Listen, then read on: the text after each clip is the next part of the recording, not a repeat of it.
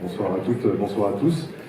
Je suis ravi de vous accueillir aussi nombreux ce soir pour cette soirée exceptionnelle autour du film La Fabrique du mensonge. Donc on remercie nous le cinéma L'Arlequin Condor pour nous proposer cette soirée. Donc c'est une soirée qui sera d'abord quelques petits mots de présentation du réalisateur, puis un débat à la fin du film.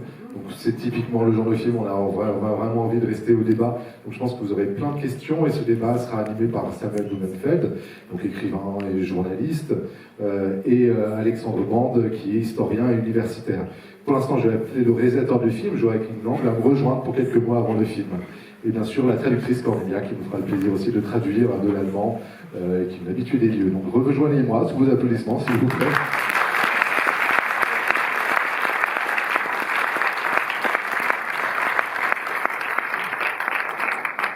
Si vous avez peut-être quelques mots juste pour introduire sur la genèse de ce projet. Okay. Ja, das Projekt ist, ich freue mich sehr, dass ich bei Ihnen bin.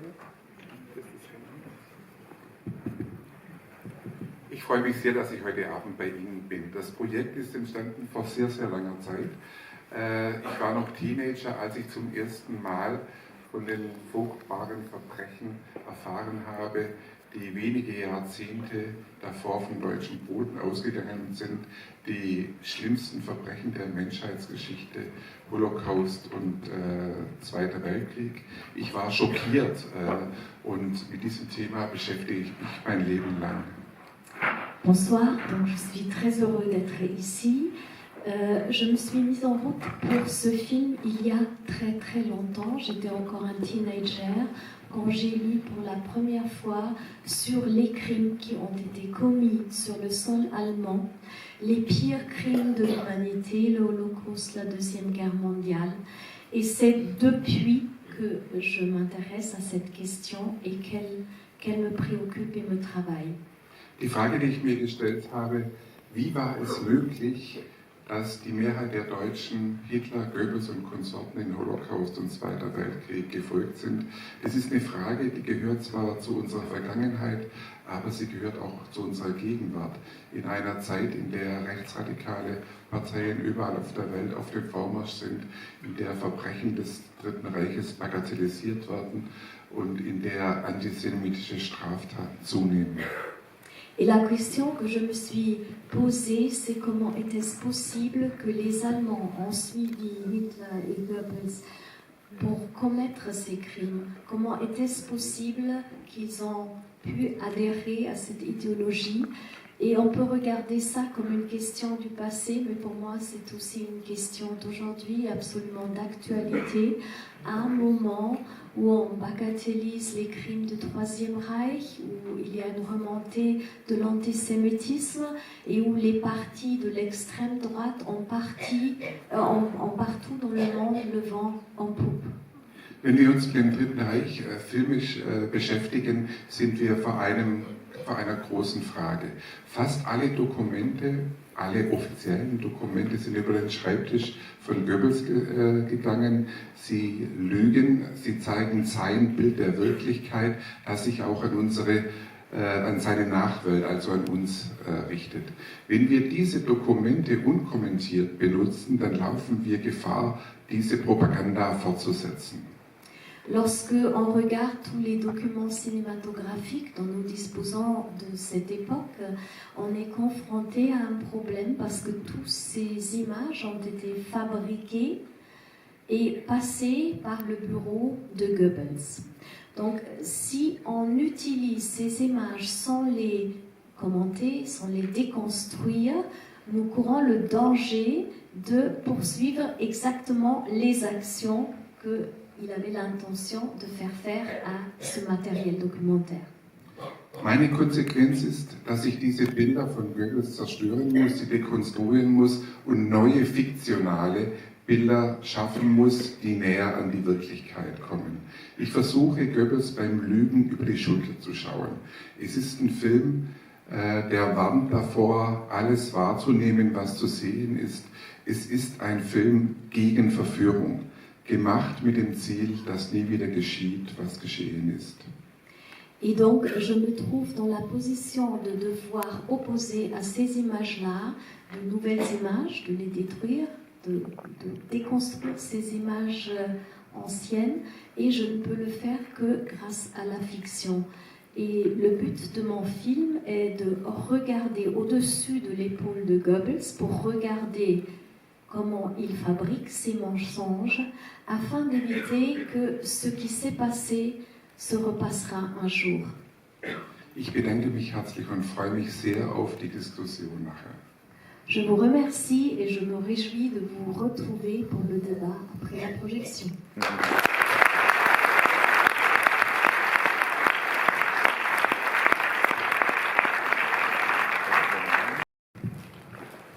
Je vais inviter le réalisateur à nous rejoindre pour le débat et bien sûr les intervenants aussi. Venez, je vous en prie.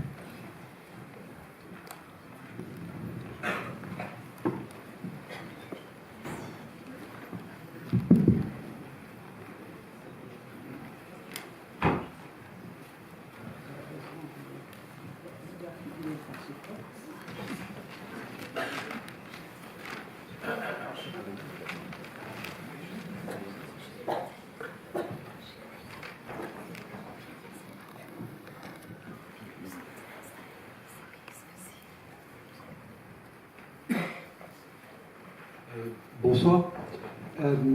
Ma première question, en fait, qui serait à la fois Joachim Lang et Alexandre Bande, serait qui était Goebbels? Puisque nous avons affaire, nous découvrons Goebbels à la fin dans le film à la fin des années 30, et plus précisément, d'où vient Goebbels, quelle est sa formation, et comment est-il arrivé, en fait, à prendre cette place au sein du parti nazi? Bien, bonsoir à toutes et tous. Merci Samuel pour cette question. C'est vrai que le film commence à un moment où Goebbels est déjà devenu quelqu'un de très important dans l'entourage du Führer. Joseph Goebbels est né en 1897. Il a donc, lorsque la guerre commence, lorsqu'on récupère le film en route, peu de temps avant la guerre, déjà presque une quarantaine d'années. Il a fait des études de lettres. Et d'ailleurs, tout au long du film, vous voyez qu'il accorde une grande importance au terme de docteur. Herr Doktor, c'est comme ça qu'il aimait être appelé. Et en fait, il a soutenu une thèse de littérature à Bonn au début des années 1920, exactement le moment où il est rentré au parti nazi. Il a fait partie très tôt du parti nazi, au moment où ce parti est né à la fin des années 1910, au début des années 1920. Je ne vais pas vous faire un long cours d'histoire, mais pour répondre à votre question, Samuel, il est important de retenir qu'au moment où le film démarre, c'est-à-dire en mars 1938, au moment de l'Anschluss, Goebbels est déjà devenu quelqu'un de très important. Son titre revient à plusieurs reprises ministre de l'Éducation du peuple et de la propagande. C'est le titre qu'il obtient dès le début de l'hiver 1933 quand Hitler est nommé chancelier. Donc, et c'est lui qui a joué un rôle très important au sein du parti. Je ne rentre pas dans le détail, mais on le voit à plusieurs reprises. Les relations avec Hitler sont ambivalentes, c'est-à-dire qu'il a commencé à s'opposer à Hitler lorsque celui-ci s'est imposé à la tête du parti dans les années 20, au début des années 20, surtout quand Hitler a été interné après le coup d'État raté de 1923. Puis ensuite, il s'est rallié au Führer et il en a fait vraiment un proche. C'est à lui que le parti doit, entre autres, mais à lui, à sa propagande et au travail de sape du parti et à la violence qu'on ne voit pas ici, mais qui est suggérée du parti, les victoires des élections de 1930 et 1932. Donc je ne veux pas être trop long, mais à partir du moment où il devient ministre de cette structure considérable qu'est la propagande, il prend en main la radio, le cinéma, la presse, et il contribue à formater les esprits. On verra que c'est l'essentiel du film qui tourne autour de ça. J'espère avoir répondu à votre question. Peut-être que vous voulez continuer. Aussi, bon, c'est le docteur Goebbels, il est désigné ainsi à plusieurs reprises dans le film. D'où vient ce titre? Comme je le disais, il a eu une thèse de littérature sur un sujet qui n'est pas spécialement passionnant, mais comme dans le monde d'ailleurs italien, où le terme de dotto renvoie à des populations qui ont soutenu une thèse, qu'elle soit de littérature, d'histoire, de philosophie ou de médecine, Il ne faut pas le confondre avec les médecins du Reich qui à ce moment-là jouent un rôle considérable et qu'on voit assez peu d'ailleurs dans l'entourage des dirigeants qui sont réunis. C'est un titre honorifique, mais il n'est en rien docteur, sinon en littérature. Et d'ailleurs, ses biographes et ses contemporains avaient d'ailleurs reconnu en lui à la fois ses talents d'écrivain, de constructeur de discours et d'orateur, ce que le film montre très bien. Sachant, puisqu'on est sur ce terrain-là, qui est un terrain compliqué, puisque moi j'enseigne l'histoire, je suis historien, donc quand je regarde des films comme celui-ci, j'essaie d'y voir ce qu'il nous apporte en tant que fait historique. Et sur ce point, le film apporte quelque chose d'essentiel, qui est la capacité de maîtriser le langage et l'écriture pour convaincre les esprits de la justesse d'une cause. Voilà, sur ce point, les choses sont tout à fait conformes à ce qu'on en sait historiquement. Aussi, bon, je me demande, bon, on découvre dans le film Goebbels donc en 1938, c'est-à-dire avant, plutôt après certains très grands faits d'armes. Je pense à la grande mise en scène des Jeux Olympiques de Berlin en 1936, même si on en voit quelques images. Et puis je pense aussi à la manière dont il met le cinéma en coupe réglée dès l'accession d'Hitler au pouvoir en 1933, c'est-à-dire en coupe réglée, à la fois bon, en l'épurant d'emblée de tous ces juifs et en mettant en place les bases d'un cinéma nationaliste entièrement au service de la propagande du régime. Qu'est-ce qui fait à vos yeux de Goebbels un propagandiste aussi avisé, aussi brillant, ou du moins au sens d'aussi efficace? Ja, Goebbels war wirklich der Propagandafachmann.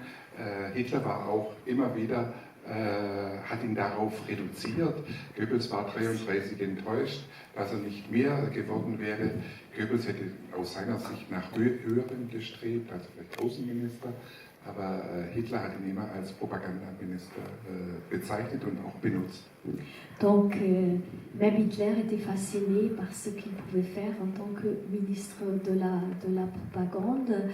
En 1933, il aurait lui-même pensé qu'il avait droit à des fonctions plus intéressantes, plus puissantes, plus haut placées, par exemple le ministère des Affaires étrangères.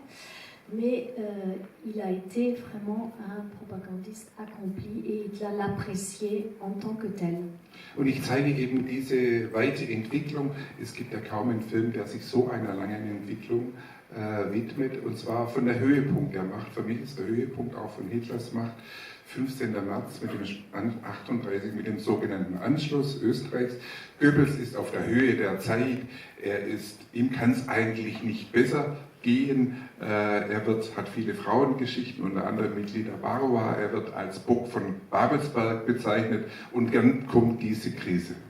Donc il y a très peu de films qui montrent une période aussi longue. Je commence en 1938, donc où Goebbels et Hitler sont, à mon avis, au sommet du pouvoir. On vient d'annexer l'Autriche et Goebbels a un pouvoir absolument incroyable. Il a d'innombrables histoires de femmes. On parle de lui comme le bouc de Babelsberg. Ja, diese Zeit, die fand ich besonders wichtig und spannend. Es kommt der ganz tiefe Fall und bis zum Schluss wird er dann der Nächste zu Hitler. Er wird sogar Nachfolger als Reichskanzler, allerdings nur für einen Tag. Er ist ganz unten sozusagen in der Hierarchie, er ist tief gesunken und dann versucht er sich die Gunst von Hitler wieder zu erwerben. Und mich hat auch interessiert, was das zwei unterschiedliche Figuren waren. Auf der einen Seite... Peut-être pour que vous puissiez quand même suivre ce développement extrêmement complexe. Donc, de ce sommet du pouvoir, il y a la chute. La chute et... on voit comment au cours de cette période, Goebbels devient de plus en plus proche de Hitler. À un moment, il devient même chancelier pour un seul jour, en 1945. Et j'ai essayé de retracer cette évolution, comment d'un moment où ils ne sont pas très proches, où Goebbels est encore tout en bas dans l'hiérarchie et surtout dans la faveur de Hitler, et comment petit à petit il remonte. Goebbels war ein gnadenloser Opportunist. Hätte vielleicht auch, hat selber eingeräumt, unter einem anderen Regime dienen können und hat sich Hitler immer mehr angenähert. Ich versuche den Unterschied in der Propaganda bei beiden zeigen. Auf der einen Seite bei Der ewige Jude, das ist der Film mit den Ratten, in dem Juden mit den Ratten verglichen werden, und auf der anderen Seite mit der Juzys, genau. Das ist eher die Goebbels-Form der Propaganda. Hitler, der dogmatische, der aber kaum letztendlich Erfolg hat, dieser Film, und auf der anderen Seite mit 20 Millionen Zuschauer der Juif süß. Und das ist das Werk von Goebbels. Er hat es tatsächlich geschafft, so viele Leute hinter Hitler zu bringen, und das ist eigentlich sein furchtbares Lebenswerk, das er gemacht hat. Das versuche ich in dem Film zu zeigen. Ich kann gleich noch ein Beispiel geben. Donc c'est un opportuniste sans merci.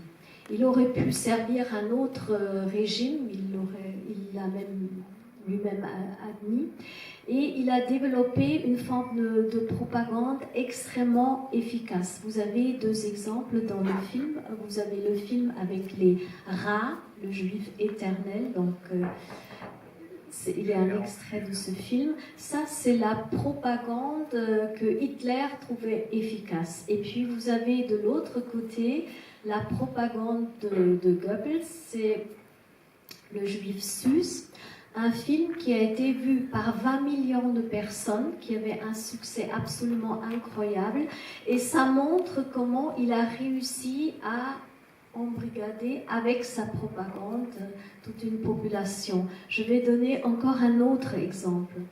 Wenn ich noch darf, ein Beispiel. Also wenn wir, das will ich ja im Film zeigen, dass Goebbels auch für die moderne Propaganda ein Vorbild war. Nehmen wir das Beispiel die Sportpalastrede, Februar 1943. Heute würde man sagen, eine multimediale Inszenierung. Da gibt es erst den Live-Act in der Sportpalast, dann gibt es in den Zeitungen, im Printmedium, in der gleichgeschalteten Presse die Jubelfeiern, dann kommt das Radio, war bei Goebbels wichtig, der Volksempfänger, und dann der Film in der Wochenschau. Also eine multimediale Inszenierung. Und das ist mir wichtig, der Verweis auf die Gegenwart. Ich hoffe, dass damit man auch sieht, wenn es damals mit diesen Möglichkeiten von damals möglich war, dass Populisten an der Macht sind und ein ganzes Volk verführen, wie viel leichter ist es heute in einer Zeit von Social Media, TikTok, KI und so weiter. Donc l'autre exemple que je voudrais citer, c'est le discours du Palais des Sports en février 1943. Là, vous avez vraiment un exemple d'un spectacle multimédia, mise en scène du début jusqu'à la fin. Ensuite, la presse en parle, c'est la presse mise au pas. Ensuite, vous avez la radio avec la diffusion du Volksempfänger. La radio était un moyen de communication extrêmement prisé, extrêmement important pour Goebbels. Et ensuite, le cinéma. Et ce que je voudrais dire en insistant sur cette utilisation de tous les moyens de communication de l'époque, si on regarde ce que Goebbels a pu achever à cette époque avec ses moyens, combien il est plus facile aujourd'hui d'aller beaucoup plus vite, beaucoup plus loin avec les moyens d'aujourd'hui, les réseaux sociaux, TikTok, etc.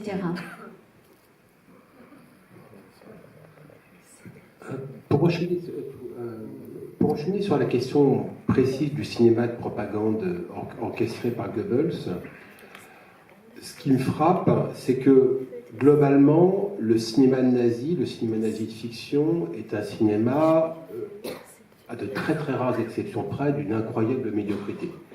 Médiocrité qui s'explique au moins par deux facteurs. C'est que déjà tous les talents du cinéma allemand avait été contraint au départ à partir de 1933, et puis bien évidemment un cinéma à stricte visée propagandaire n'est pas nécessairement un véritable encouragement pour les créateurs.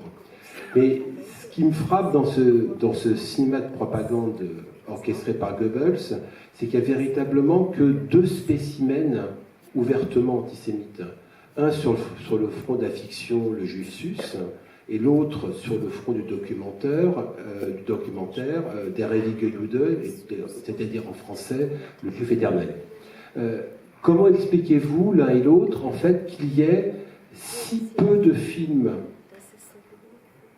nazis alertant le peuple allemand des dangers du peuple juif, donc je mets des guillemets bien évidemment, alors qu'on perçoit globalement que l'objectif de Goebbels, avec son cinéma, était d'endormir le peuple allemand.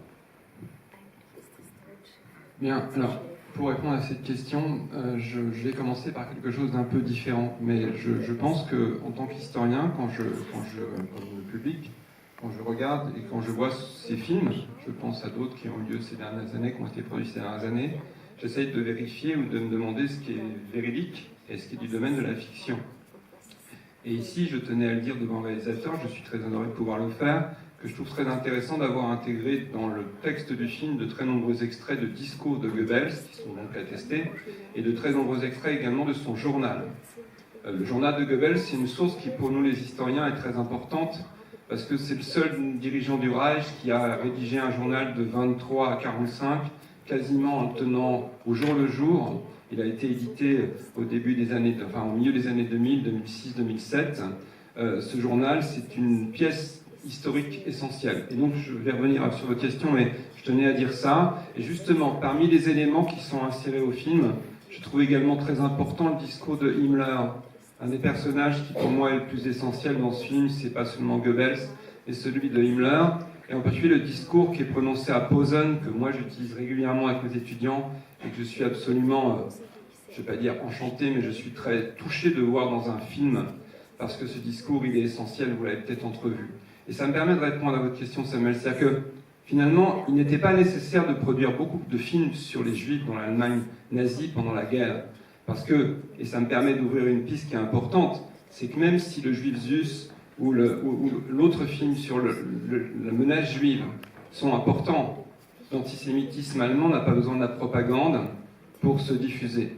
C'est-à-dire que tous les Allemands ne sont pas antisémites pendant la guerre, mais il y a un antisémitisme qui est profondément ancré, et pas seulement en Allemagne, dans d'autres pays d'Europe, en Europe centrale, en Europe orientale, en Europe occidentale. Et donc la propagande ici active des sentiments qui sont ancrés profondément dans une partie de la société européenne depuis des décennies. Et ça, c'est essentiel de le rappeler. C'est-à-dire que c'est essentiel d'aborder la question de la propagande, mais il ne faudrait pas que cette question permette de dédouaner, si je puis me permettre l'expression, une partie de la population et de l'opinion publique.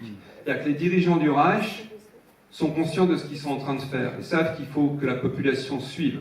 Et d'ailleurs, dans un film auquel je pense, qui s'appelle La Conférence, dont on a beaucoup parlé il y a 2 ans, vous voyez bien qu'il y a des débats très importants de la mise en place de ce que les nazis appelaient la solution finale. Mais là, un des apports également essentiels du film, c'est d'insérer des images qu'on aperçoit à un moment. On voit Goebbels qui dit « il faut arrêter de montrer ces images, il faut montrer des images joyeuses ». Ces images, et ça me permet de répondre, et je vais essayer de ne pas être trop long, à cette dernière partie de la question, ce sont des images du ghetto de Varsovie. Ces images, elles ont été tournées par des équipes du cinéma allemand qui sont intégrées à la Wehrmacht. Et ces équipes de cinéma allemand, elles ont filmé la vie des ghettos à partir de 1940. Elles ont filmé les corps dans la rue, elles ont filmé les cadavres, elles ont filmé l'état de décharnement des populations juives. Et elles étaient utilisées par la propagande, non pas comme film de fiction, mais comme des reportages d'actualité qui étaient censés démontrer comment vivent les juifs. Bien sûr, on n'expliquait pas aux populations qui voyaient le film que la manière dont vivaient les juifs et dont ils mouraient était liée à la présence allemande. Mais ce que je veux dire, c'est que entre la littérature, entre les discours des hommes politiques au-delà du cinéma, qui rabâchent les mêmes choses, entre l'école, les mouvements de jeunesse, Hitlerjugend, que ce soit les garçons ou les filles, le monde du travail, le monde du sport, à partir du moment où le battage est systématique dans tous les domaines, finalement le cinéma est peut-être pas essentiel. On le voit essentiel à un moment où il faut faire basculer l'opinion publique sur le processus exterminatoire, sachant que le processus exterminatoire, faut être honnête, il n'y a pas de publicité en Allemagne sur le processus. D'ailleurs, on voit bien Himmler, il dit ça reste entre nous. On fait un sale boulot, mais ça reste entre nous. Donc, il fallait alimenter la haine des Juifs, parce que c'est le moment 42-43 où se produisent les dernières déportations, enfin les déportations massives de Juifs allemands vers les centres de mise à mort, comme il y avait eu dès 41 les déportations vers les ghettos polonais, des Juifs autrichiens et allemands. Mais je ne vais pas être trop long sur le sujet, mais je pense que c'est une des raisons pour lesquelles, peut-être que monsieur a une autre explication, mais c'est une des raisons pour lesquelles le cinéma était peut-être pas si essentiel que ça. Voilà. Ja, das finde ich ganz wichtig, dass Sie das sagen. Goebbels hat ja den Satz gesagt, die beste Unterhaltung ist die, die man gar nicht merkt. Und es waren 80% der Filme waren reine Unterhaltungsfilme.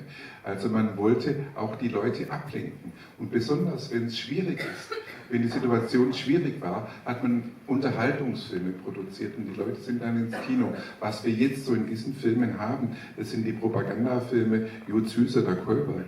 Aber es gab Filme wie die Feuerzangenbowle, Heimat, wo man die Propaganda nicht spürt. Das war Goebbels sehr wichtig.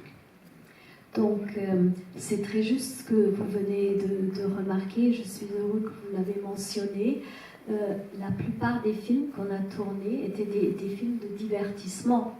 Et Goebbels avait dit cette phrase, la meilleure propagande est la propagande dont on ne se rend pas compte. Donc les films qui ont été produits contenaient de la propagande, mais une propagande extrêmement discrète. Et bien sûr, il y avait des films comme Jud Süß ou Kolberg, pardon, Kolberg, qui étaient des films ouvertement antisémites, mais la plupart des films produits à cette époque étaient vraiment des films, des comédies, des choses de divertissement.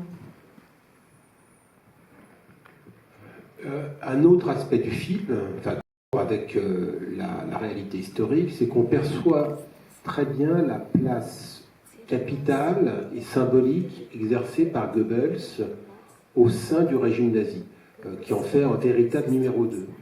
Et en même temps, on perçoit véritablement que si tout le monde, enfin, parmi les dignitaires du Reich, si tout le monde est uni derrière Hitler, en fait, derrière le Führer, en fait, il y a une certaine pagaille. Tout ce petit monde ne s'apprécie guère. Oui, un des apports du film, c'est de démontrer ce qu'on sait en histoire depuis longtemps, c'est que la structure gouvernementale du Troisième Reich, c'est une structure qui n'est pas homogène. Il y a des rapports d'individus, il y a des rapports humains, il y a des luttes d'influence. On voit bien dans cette scène où Goebbels présente à sa maîtresse les différents acteurs du Reich qu'il y a une détestation profonde entre Goebbels et Göring, par exemple, ou Ribbentrop. Et là-dessus, la réalisation du film s'appuie sur des choses qu'il a écrites directement dans son journal et qu'on connaît. Voilà, il ne faut pas oublier que Goebbels, il écrit son journal dans les années 20, où à ce moment-là, le parti nazi, les SA, font le coup de force dans la rue en permanence contre les communistes allemands. Et donc c'est quelqu'un qui a l'habitude de la violence physique, de la violence verbale. On le voit dans le film, il a une maladie osseuse depuis sa plus tendre enfance. Goebbels, c'est quelqu'un qui a été opéré à 10 ans, qui a été ensuite appareillé, et qui n'a pas pu faire la Première Guerre mondiale. Et qui, dans l'entourage des nazis, quand on a commencé à lui demander d'où venait cet appareillage, a laissé entendre que c'était une blessure de guerre. Donc c'est quelqu'un qui est très fortement handicapé psychologiquement par sa petite taille, par sa blessure, donc il cherche à s'imposer. Et donc moi je trouve intéressant, je disais, un des personnages que j'ai vraiment trouvé le plus fort dans le film, c'est celui d'Himmler. Après, Martin Bormann, après, de voir également Ribbentrop, c'est important, sachant, et je ne vais pas non plus être trop long parce qu'il y a certainement des questions dans le public, mais que ce qui est intéressant à voir avec le personnage Goebbels, c'est que malgré ces différends avec Hitler, malgré les moments où les rapports de force sont compliqués entre les deux hommes, malgré cette tentative, et le film le dit, qu'il a fait directement de rentrer en contact avec Staline dans les dernières semaines de la guerre pour tenter de trouver une solution de paix négociée, c'est pas le seul d'ailleurs, c'est quand même le seul qui reste avec le Führer jusqu'au bout, quoi. Si on regarde bien, Martha Bormann s'évanouit, Himmler disparaît, Speer est arrêté rapidement, mais je veux dire, Goebbels, non seulement il reste, mais il va jusqu'au bout, quoi. Et la phrase qu'il prononce dans le film, dont on ne sait pas si elle est apocryphe ou pas, mais que l'histoire retiendra son nom et celui de Martha et de leurs enfants est une réalité. C'est-à-dire qu'il a été fanatique jusqu'au bout. Alors que dans l'environnement du Führer, on le voit bien, il y a des moments, il y a des phases de haut et de bas dans ses relations à l'administration SS. Après, je dis en réfléchissant bien, en ayant réfléchi à cette idée, c'est que dans ces moments de cinéma qui sont importants pour permettre au public contemporain, 80 ans après les faits, de prendre conscience de ce qui s'est passé en Europe, c'est pas si vieux que ça, il faut également penser qu'en se penchant sur la personnalité des dirigeants, on en arrive peut-être à oublier que derrière eux, il y a toute une infrastructure, il y a toute une population.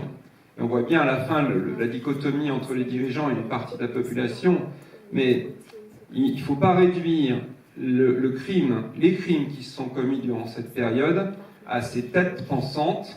À la base, il y a eu des acteurs. Et donc, je pense qu'un des problèmes que suscitent les débats au sein du gouvernement, c'est bien ça. C'est comment on agit sur le terrain tout en ayant pris des décisions au sommet.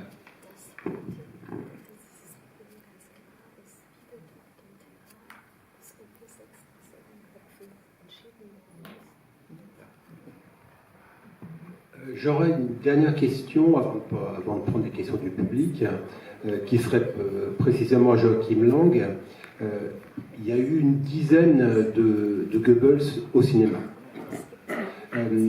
Souvent très bons d'ailleurs, enfin régulièrement très bons. Je pense à Ian Holm avait composé un excellent Goebbels, Joël Grey aussi.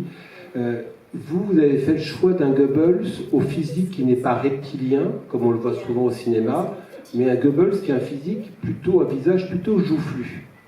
Donc, comment justement, quels ont été vos paramètres pour choisir le comédien incarnant Goebbels? Also grundsätzlich glaube ich, dass die führenden Nazis oft falsch dargestellt werden. Wir haben uns daran gewöhnt, sie als schreiende Witzfiguren, als Monster zu sehen. Das ist ehrenwert, dass die Filmemacher das machen, weil man identifiziert sich nicht. Der große Nachteil ist, dass es falsch ist, bin ich zutiefst überzeugt, sondern dass wir uns damit abfinden müssen, dass es Menschen sind. Menschen, gleichzeitig die größten Verbrecher der Menschheitsgeschichte. Ich bin da nah bei Thomas Mann, der immer wieder gesagt hat in seinem Aufsatz Bruder Hitler, wir müssen uns auch mit ihm beschäftigen. Oder Margot Friedländer, die am Schluss des Films, die sagt, Menschen haben es getan. Wenn es Menschen getan haben, das ist kein Schicksal, auch keine höhere Gewalt. Wenn es Menschen getan haben, dann können es auch Menschen verhindern. Und das ist das Ziel meines Films, dass es Menschen verhindern. Donc, je crois que les représentations du cinéma de ces dirigeants,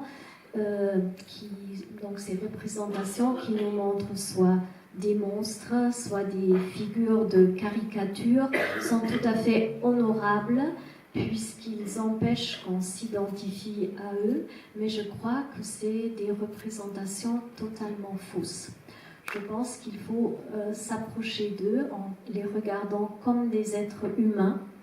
Et là, je serais très proche de Thomas Mann, qui écrit aussi dans son essai Bruder Hitler, qu'il faut se confronter au fait que c'est des êtres humains, où la survivante Margot Friedländer, que vous voyez à la fin du film, qui dit ce sont des êtres humains qui ont commis ces crimes.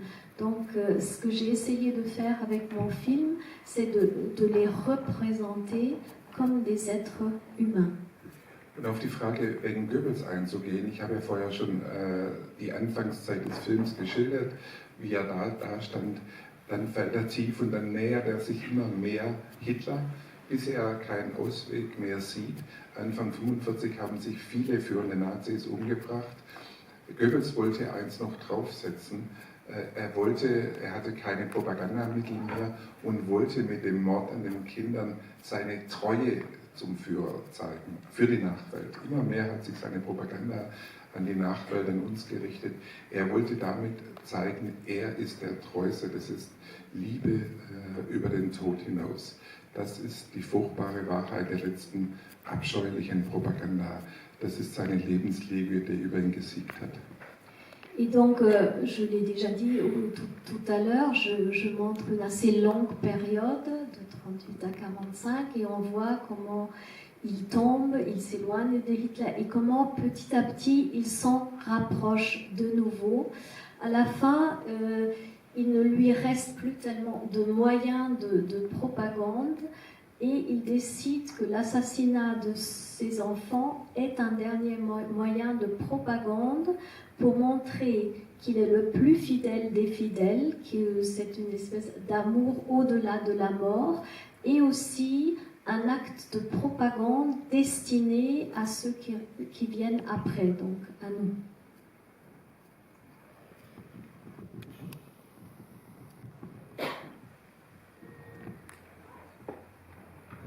Bonsoir, merci. À propos d'être humain, ce qui m'a beaucoup frappé, je ne savais pas, c'est, pour revenir à Goebbels, qu'en fait, l'interdiction très forte de Hitler et de sa femme, qui veulent l'empêcher d'avoir qui brise sa liaison avec cette femme qu'il voulait épouser. Et à partir de ce moment-là, on a vraiment l'impression, petit à petit, qu'il a perdu son grand amour et qu'en fait, il y a une haine énorme, il n'y a plus rien qui le retient dans cette fuite en avant vers cette propagande, si je puis dire.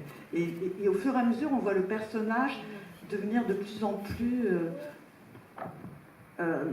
violent, je veux dire radical, et que plus rien ne l'arrêtera, si un peu à la fin, quand il sent que... Mais bon, finalement, il a fait. Voilà. Donc, est-ce que c'est vrai ou pas, cette histoire? Das ist eine sehr gute Beobachtung, so habe ich die Figur angelegt. Also Goebbels ist sich in dem Moment bewusst geworden, es war ja letztendlich eine Dreiecksbeziehung zwischen Hitler, Magda und Goebbels. Der Hitler und Magda fanden sich auch sehr anziehend, das steht auch im Tagebuch vor der Machtergreifung, dass er sich dafür in sie verliebt hat. Und sie haben so ein Arrangement zu dritt geschlossen. Hitler wird Trauzeuge und Pate aller Kinder. Und in dem Moment, als Hitler das verbietet, übrigens nicht nur aus persönlichen Gründen, sondern auch aus Propagandagründen. Er konnte sich nicht leisten, dass an der Spitze vom Dritten Reich davor gab schon einen Skandal, Blomberg-Fritsch-Affäre, dass an der Spitze vom Dritten Reich eine zerbrochene Familie ist.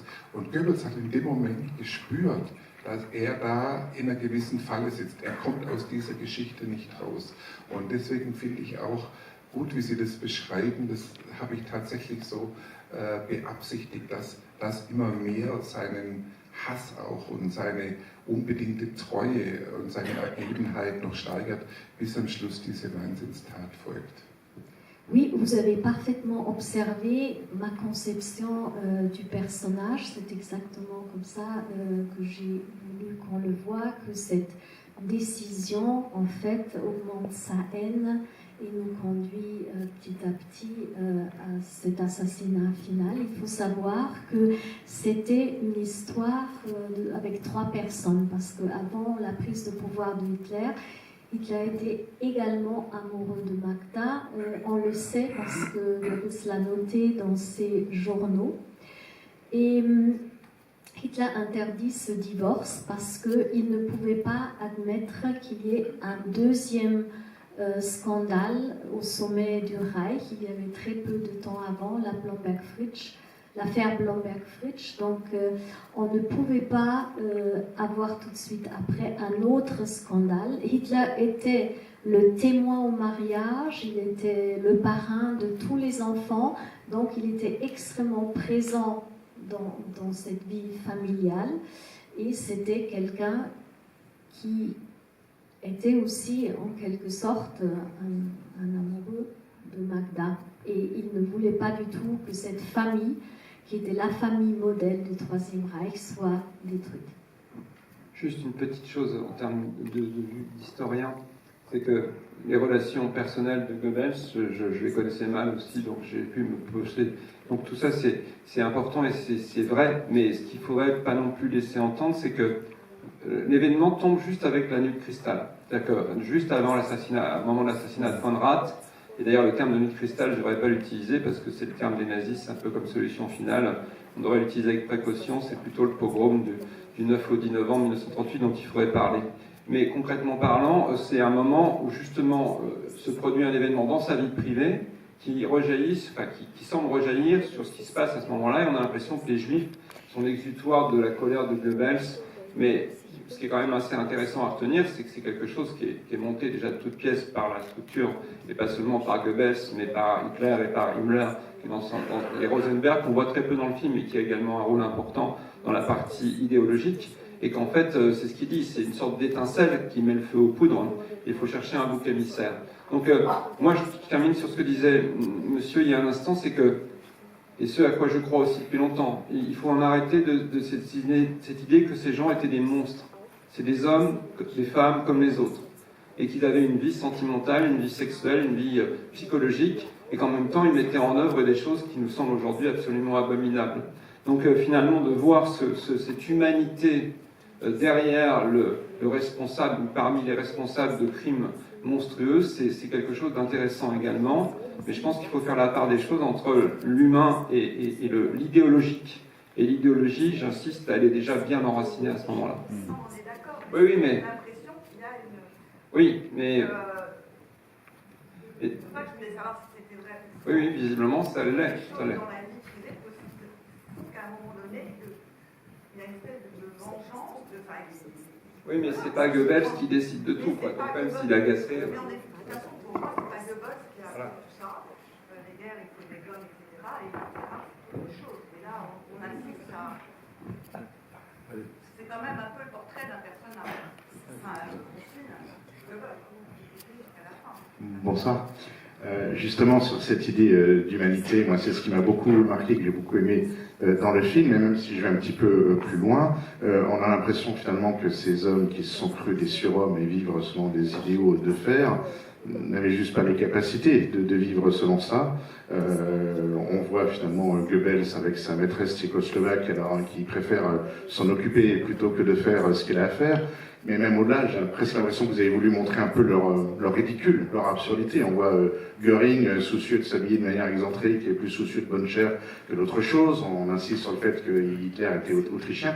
Et en fait, ça m'a rappelé un autre film que j'aime beaucoup, La Chute. Je ne sais pas si vous en êtes peut-être inspiré. Le film montrait l'assassinat des 6 enfants que vous avez choisi de ne pas montrer, peut-être parce que ça a déjà été fait. Et moi, je me rappelle, en 2005, dans La Chute, on voit Hitler extrêmement poli, affable, limite timide, avec des secrétaires qui tremblent comme des feuilles quand elles vont se faire interviewer. Et en fait, le Führer est presque timide devant elle, et des gens avaient protesté en disant « Mais comment osez-vous montrer Hitler sympa, en quelque sorte, humain ?» Mais justement, d'abord, il faut montrer les choses telles qu'elles sont, et puis ça le rend finalement d'autant plus effrayant finalement. Et on sent que dans votre film, vous avez voulu montrer le ridicule et l'absurdité de ces personnages qui finalement n'avaient pas les moyens de leurs ambitions, au final.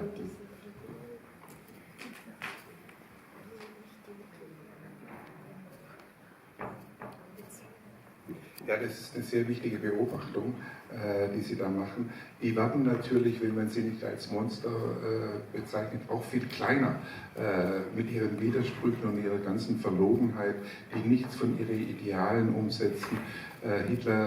Goebbels hetzt gegen die Untermenschen, die slawischen Untermenschen, hat selber eine tschechische Freundin und alles, das durch und durch verlogen ist. Also auf das kam es mir an, um das zu zeigen. Wir haben alles, was wir wissen über Mitarbeiter und dass der Hitler aber auch Goebbels, aber bei Hitler ist es besonders signifikant, im Umgangston durchaus freundlich war. Er hat auch noch in der Kriegszeit sein Personal über Weihnachten noch freigegeben und so. Aber das ist ja das Faszinierende, das wollte ich zeigen, dass es ganz normale Menschen sind. Heutzutage kommen ja die Populisten auch oft in ganz freundlichem, menschlichen Gewand her. Deswegen sage ich, passt auf, was sich hinter diesen menschlichen Fassade versteckt. Und dafür will ich dieses Beispiel geben. Votre observation est tout à fait pertinente. C'est exactement ce que j'ai voulu montrer, que c'était des personnes qui n'avaient pas les moyens de leurs ambitions. Je voulais montrer les mensonges dans lesquels ils sont piégés sans cesse. On a un Goebbels qui fait de la propagande, des discours haineux contre les gens de l'Est, les sous-hommes de l'Est, tout en ayant une maîtresse tchèque. Donc on voit les dirigeants avec leurs contradictions, leurs mensonges, et c'est exactement comme ça que j'ai voulu les montrer. Aussi le fait qu'ils étaient polis. On a des témoignages qu'ils étaient extrêmement polis avec les secrétaires, le personnel. Quelqu'un comme Hitler, jusqu'à la fin, pendant les fêtes de Noël, a donné congé à tout son personnel. Donc, c'était pas du tout des gens monstrueux, c'était des personnes tout à fait polies. Et c'est ça, en fait, le danger. Et quand on regarde aujourd'hui les populistes un peu partout, ils sont souvent très souriants, très polis, très affables. Et je voulais avertir contre ce danger-là, qu'on soit vigilant et qu'on ne se laisse pas embobiner.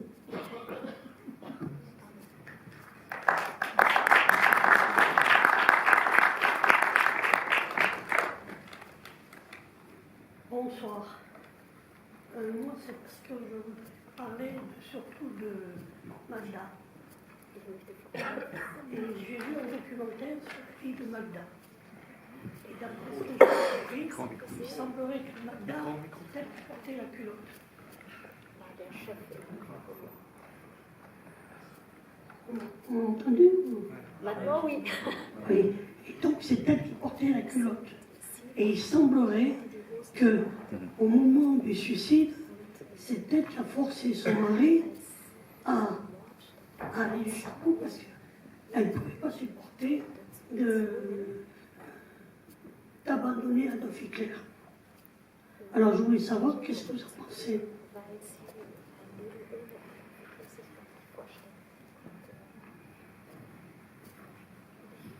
Alors, moi, en tant qu'historien, j'en pense rien du tout. Je vais vous dire ça des choses très clairement.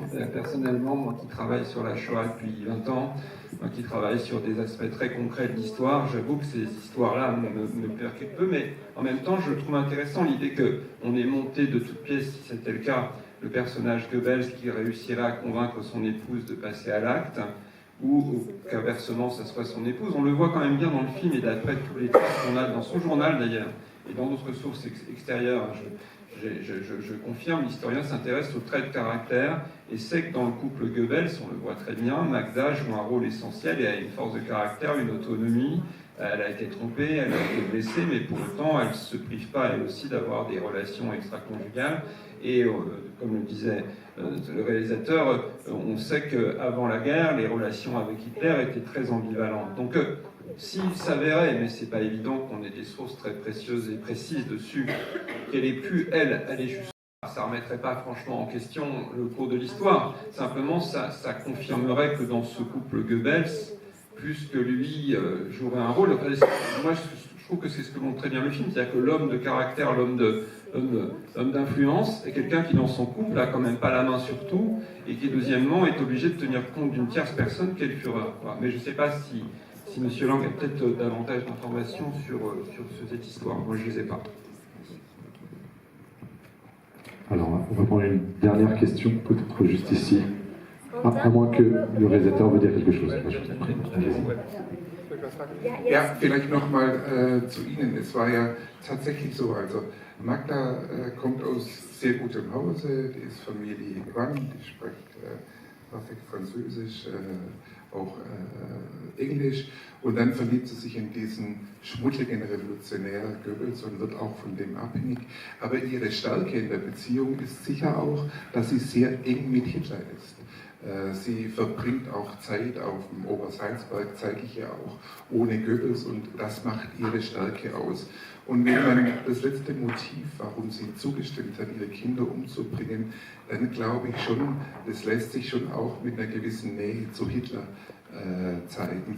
Es gibt ja den erhaltenen Brief an den Sohn aus erster Ehe Harald, da lege ich ihr einige Worte in den Mund. Es ist schon dieses Motiv bei ihr da, eine Welt ohne Adolf Hitler ist nicht wert zu leben.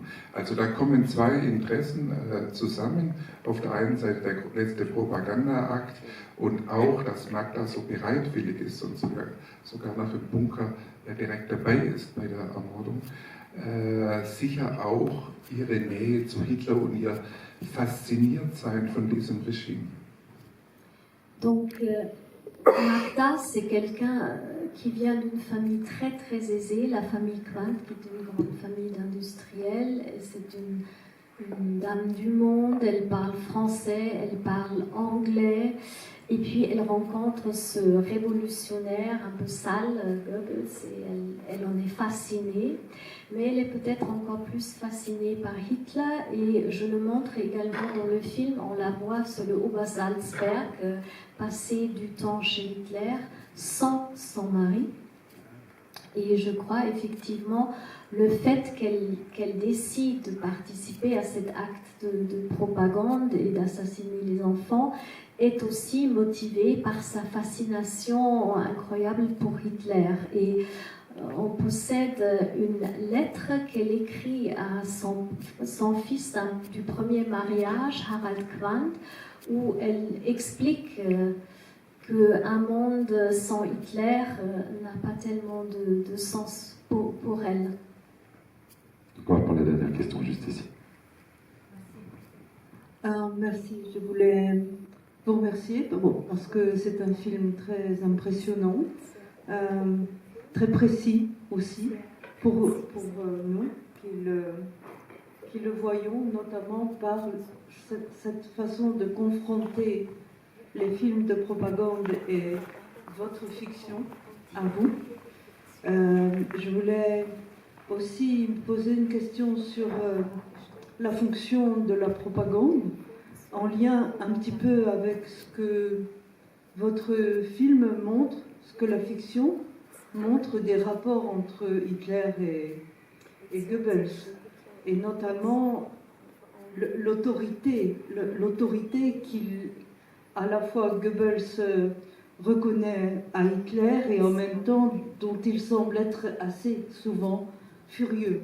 À certains moments, on voit dans votre fiction, on voit qu'il n'est pas d'accord, que Goebbels est chagriné, on va dire, de la façon dont Hitler veut engager les choses. Et tout de suite, c'est comme s'il y avait un switch. On le voit, enfin moi j'ai ressenti ça dans le film, comme s'il y avait un switch et qu'il fallait, et que sa fonction de propagande lui permettait de passer outre. Ça veut dire, c'est comme si d'un seul coup la propagande servait à délirer. Et je me demandais, enfin à délirer pour Goebbels, de l'empêcher au fond d'être en désaccord, et d'un seul coup de se mettre à imaginer une façon dont on pourrait faire passer cette autorité. Parce que je trouve que l'autorité, on n'en parle pas beaucoup, mais c'est vrai que ce sont des hommes, ce sont des humains qui ont fait ça, mais ce ne sont pas n'importe quels humains. Ce sont des gens qui ont des fonctions d'autorité et qui ont un pouvoir qui est quand même assez énorme. Et donc je trouve qu'on le sent sur Goebbels, et que la grande question qu'on devrait, enfin, qui est posée par la question de la propagande, c'est est-ce que la propagande ne cherche pas, au fond, à faire d'un délire quelque chose qui serait une possibilité attrayante. Mais il y a quelque chose comme ça que moi j'ai ressenti en visionnant à la fois les images d'archives que vous utilisez et la fiction que vous nous montrez. Et en tout cas, merci beaucoup, parce que c'est un film tout à fait impressionnant. Merci. Vous ne m'avez pas posé la question, mais j'interviens juste avant la réponse du réalisateur, parce que sur la question de l'autorité et la question de la prise de décision, je voulais, avant qu'il reste encore un peu de monde, revenir sur cette question qui m'a paru importante dans le film, toujours en tant qu'historien.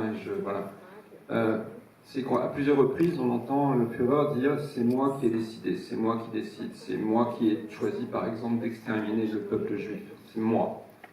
Il prend sur ses épaules, dans le film, le personnage du film. Je signale qu'encore aujourd'hui, à ce jour, on n'a aucune trace écrite, aucune preuve matérielle du moment où a été décidée l'extermination des Juifs d'Europe. C'est pas ce que dit Yann Kershaw. Non, Yann Kershaw, il dit des choses très intéressantes, mais il dit qu'on a des choses... Et il utilise le Tagebuch Joseph Goebbels. D'accord, laissez-moi terminer plutôt que de m'interrompre. Ce que je veux dire, c'est qu'on n'a pas de trace écrite d'une décision, d'accord? Donc dans l'entourage du Führer, il y a des choses qui se sont dites. Kershaw, s'appuyant sur ce que dit Goebbels, dit c'est Hitler qui a décidé, d'accord? Mais d'une manière générale, et ce que je trouve intéressant, c'est obligatoirement par lui que ça passe, c'est sûr et certain. Mais ce qui me paraît intéressant également, c'est de retenir, puisqu'on parle d'autorité, c'est que dans l'entourage du Führer, il y a des gens qui sont également d'une très grande influence sur cette question, et qui ont certainement dû jouer un rôle, mais de fait, c'est Hitler qui décide. D'ailleurs, on l'a remarqué, puisque vous parliez de polémique ou de distension, de distance entre les deux hommes, sur cette question-là, il n'y en a pas sur la question juive, si je puis dire, il n'y en a pas entre Goebbels et Hitler. Il y en a sur la guerre, il y en a sur l'effort de guerre, il y en a sur les moyens à mettre en œuvre pour la propagande.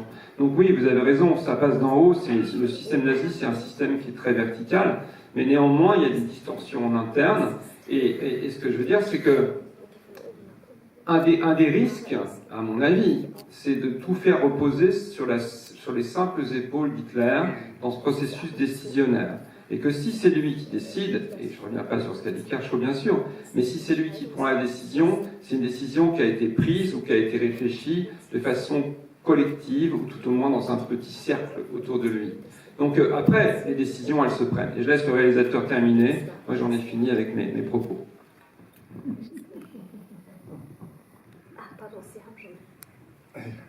So sehe ich genauso. Also Hitler war der Taktgeber, Hitler war derjenige, der das entschieden hat.